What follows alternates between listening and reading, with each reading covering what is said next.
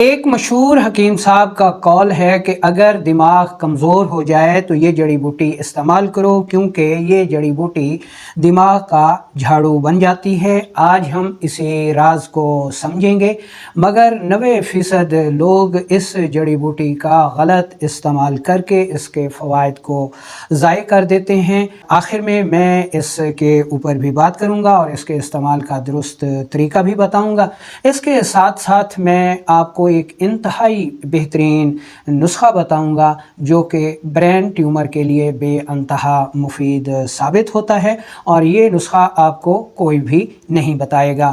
السلام علیکم ورحمۃ اللہ وبرکاتہ۔ اگر آپ کا سر بھاری رہتا ہے، دماغ میں بلغم جم گئی ہے، دائمی نزلہ ہو گیا ہے، نیند نہیں آتی، بے چینی ہے، ڈپریشن ہے، اور اگر نیند آ بھی جاتی ہے تو جسم ہر وقت تھکا تھکا سا رہتا ہے، تو یہ اس بات کی واضح علامت ہے کہ آپ کا دماغ صفائی چاہتا ہے، اور خدوس دماغ کا جھاڑو ہے۔ آج کی اس ویڈیو میں ہم سب سے پہلے اس جڑی بوٹی کا تعارف پیش کرتے ہیں، اور اس کے بعد اس سے بننے والے 2 بہترین نسخہ جات کے بارے میں بھی آپ کو بتاؤں گا۔ اس کے استعمال کا درست طریقہ جو کہ 90% لوگ نہیں جانتے، اور پھر کہتے ہیں جی کہ یہ بوٹی تو کسی کام کی نہیں ہے، اس کے متعلق بھی انشاءاللہ میں بات کروں گا اور آپ کو اس کے استعمال کا درست طریقہ بھی بتاؤں گا۔ تو سب سے پہلے ہم اس جڑی بوٹی کا تعارف پڑھ لیتے ہیں۔ خدوس ایک خوشبودار جڑی بوٹی ہے۔ اس کو جامنی رنگ کے پھول خوشبو کی صورت میں لگتے ہیں۔ عربی میں اس کا نام خدوس ہے، اور اردو میں بھی یہی نام مشہور ہے۔ فارسی میں اسے جاروب دماغ کہتے ہیں۔ جاروب کا مطلب بھی جھاڑو ہوتا ہے، کیونکہ یہ جڑی بوٹی دماغ کو بالکل صاف کر دیتی ہے، اس لیے اس کا نام جاروب دماغ رکھا گیا ہے۔ انگریزی میں اسے فرینچ لیونڈر کہتے ہیں۔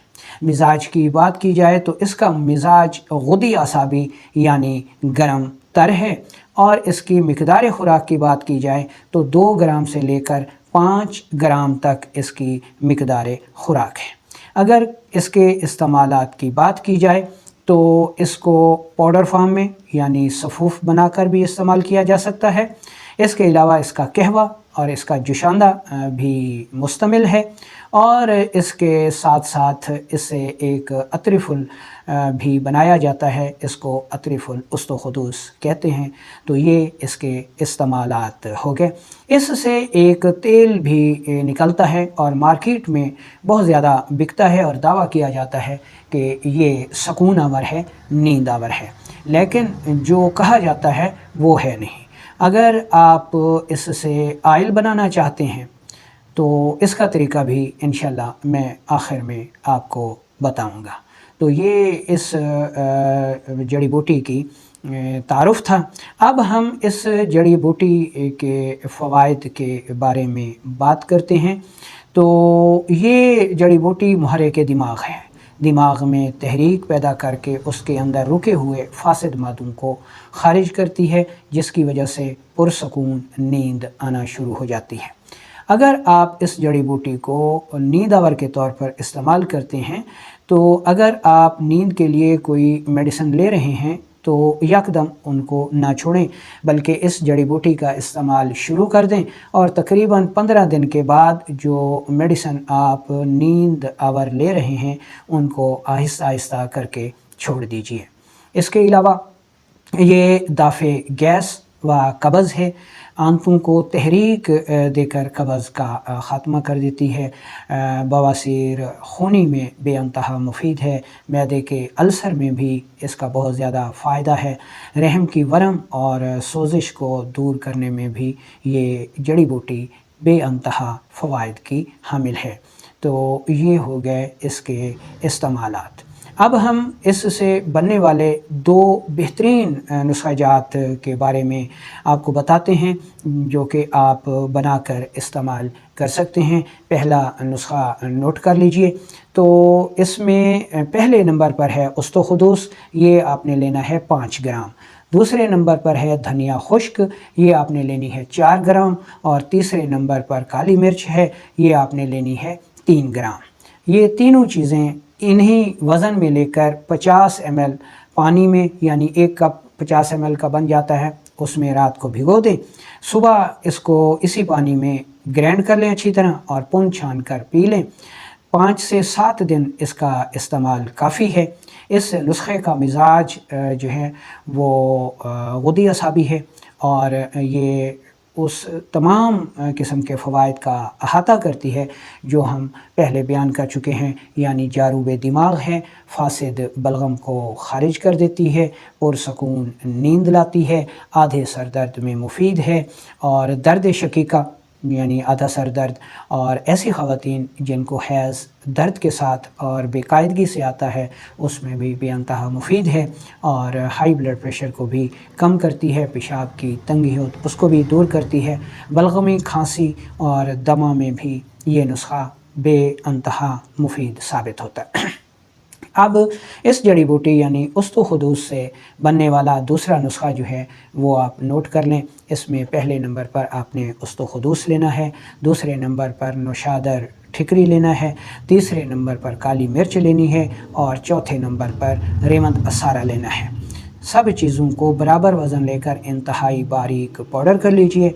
आपकी दवा तैयार है। न खुद ही गोलियाँ बना लें या फिर 500 मिलीग्राम सुबह दोपहर शाम इस्तेमाल करें। इस नुस्खे का मिजाज भी गुदी असाबी बनता है और ये नुस्खा बढ़ी हुई तिहाल यानी तिली और बढ़े हुए जिगर के लिए बेअंतहा मुफीद है, पुराने बुखारों में मुफीद है, बलगमी ताफन को दूर कर देती है और बहुत जल्द सेहत लौटा देती है। तो ये हो गए इस जड़ी बूटी से बनने वाले 2 नुस्खा जात। अब हम ये देख लेते हैं कि किन लोगों को ये जड़ी बूटी इस्तेमाल नहीं करनी चाहिए, क्योंकि इस जड़ी बूटी का अपना मिजाज गुदी असाबी यानी गर्म तर है। तो गुदी असाबी मिजाज के लोग या गर्म तर मिजाज के लोगों को ये जड़ी बूटी इस्तेमाल नहीं करनी चाहिए, यानी अकेली जड़ी बूटी इस्तेमाल नहीं करनी चाहिए। हाँ, जब आप इसके साथ कुछ असाबी चीज़ें शामिल कर लेते हैं तो फिर आप इसको इस्तेमाल कर सकते हैं। मिसाल के तौर पर धनिया खुश्क हो गई, इलायची सब्ज़ हो गई, तो तब आप इसको इस्तेमाल कर सकते हैं। अब हम चलते हैं और वादे के मुताबिक इसके इस्तेमाल का दुरुस्त तरीका आपको बताते हैं ताकि आप इससे भरपूर फ़वाइद ले सकें। दोस्तों, इस जड़ी बूटी को चूँकि जारूब दिमाग कहा जाता है और इसके मुतालिक ये मशहूर हो गया है ये कि ये दिमाग को बलगम मवाद से साफ़ करती है। इसलिए जब किसी शख्स को बलगम आ रही हो तो इसको अंधाधुंध इस्तेमाल किया जाता है, लेकिन इसके इस्तेमाल का दुरुस्त तरीका तब है कि बलगम जो है रुकी हुई हो और बड़ी मुश्किल से अखराज पा रही हो, तो तब हम इसको जब इस्तेमाल करते हैं तो ये बलगम को पतला करके बआसानी उसका अखराज बना देती हैं। लेकिन इसको वो लोग भी इस्तेमाल कर रहे होते हैं जिनमें बलगम बहुत ज़्यादा होती है और बड़ी मिकदार में ख़ारिज भी हो रही होती है। तो ऐसे लोग जिनको बलगम ज़्यादा बनती है और बहुत ज़्यादा मिकदार में ख़ारिज होती है वो इसका इस्तेमाल ना करें। वो जब इसको इस्तेमाल करेंगे तो ये जड़ी बूटी बजाय फ़ायदे के उनको नुकसान देगी। तो ये था इस जड़ी बूटी का दुरुस्त इस्तेमाल। अब हम इससे बनने वाला एक ख़ास नुस्खा आपको बता रहे हैं जो कि ब्रेन ट्यूमर के लिए बेअंतहा मुफीद साबित होता है। 2 अज्जा पर मुश्तमिल नुस्खा है। पहले नंबर पर आपने उस्तु खुदूस लेना है और दूसरे नंबर पर आपने ले लेनी है हल्दी। दोनों बराबर वज़न में लेकर इंतहाई बारीक पाउडर कर लें और 500 मिलीग्राम सुबह दोपहर शाम शहद मिले पानी के साथ इस्तेमाल करें या उस दूध के साथ जिसमें देसी घी मिलाया गया हो, यानी 1 कप दूध और उसमें 1 चम्मच देसी घी मिलाकर उससे आपने ये नुस्खा लेना है। तो 1 से 2 माह 3 माह तक इसके इस्तेमाल से ब्रेन ट्यूमर जो है वो अल्हम्दुलिल्लाह बेहतर हो जाता है, लेकिन अपने मुआलिज से मशावरत लाजमी करनी है। तो ये था इस जड़ी बूटी का एक इंतहाई ख़ास नुस्खा। اچھا، اب ہم نے ذکر کیا تھا کہ اس سے ایک تیل بھی بنتا ہے جس کے متعلق یہ دعویٰ کیا جاتا ہے کہ وہ نیند آور ہے، لیکن اس میں جو بازار سے ملنے والا ہے اس میں ایسی کوئی خاصیت نہیں پائی جاتی۔ یہ درست ہے کہ اس سے بننے والا جو آئل ہے وہ نیند آور ہے۔ تو آپ اگر خود اس آئل کو گھر بنانا چاہیں تو طریقہ نوٹ کر لیں کہ آپ نے خالص بادام روغن لے لینا ہے اور یہ 100 ml ہونا چاہیے۔ اب اس میں 20 گرام استخدوس، عمدہ استخدوس لے کر اس بادام روغن میں اس کو ملا کے دھوپ میں اچھی جگہ پر ڈھک کر رکھ دے تاکہ اس میں مٹی وغیرہ نہ جا سکے، لیکن یہ دھوپ میں ہی 5 سے 7 دن پڑا رہے۔ اس کے بعد آپ اس آئل کو استعمال کریں گے تو اس میں استخدوس کے فوائد جو ہیں وہ آ چکے ہوں گے۔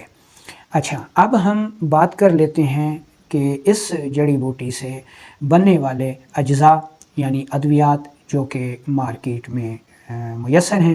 تو اس جڑی بوٹی سے بننے والی سب سے بڑی دوا جو ہے وہ اطریف الاستخدوس ہے، جو کہ مختلف کمپنیاں بناتی ہیں، لیکن چونکہ اطریف جو ہوتے ہیں ان کا اپنا مزاج عضلاتی اعصابی یعنی خشک سرد ہوتا ہے، تو جب خشک سرد اطریف میں استخدوس ملایا جائے گا تو اس کے اثرات ضائع ہو جائیں گے، تو وہ اطریف الاستخدوس اتنا جو ہے مفید ثابت نہیں ہوتا۔